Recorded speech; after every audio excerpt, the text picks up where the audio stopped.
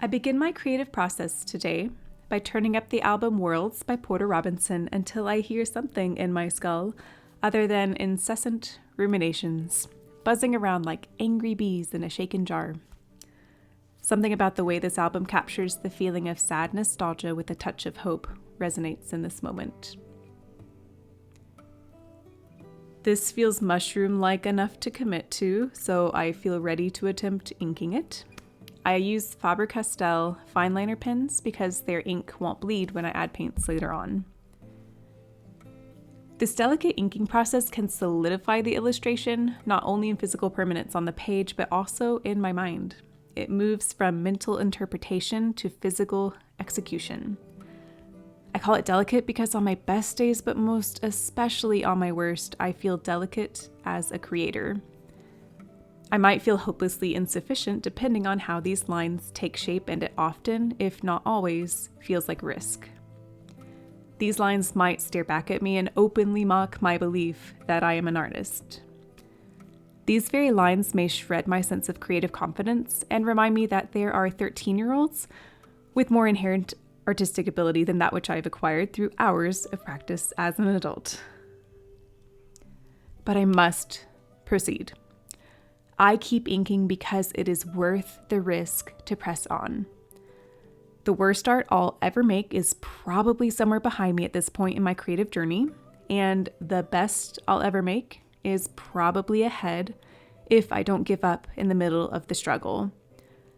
And so, with the poppy seed of bravery I hold within me on this dark and tear-stained day, I keep illustrating these mushrooms.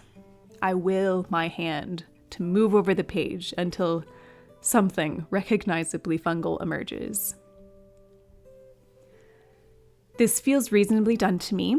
I am not aiming for perfection when I make art. I am aiming for the internal sense of good enough that straddles quite perilously, admittedly, between my objective and subjective beliefs on what constitutes good art.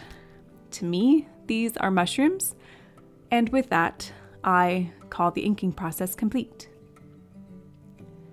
Now for the next risk, I will attempt to paint these mushrooms.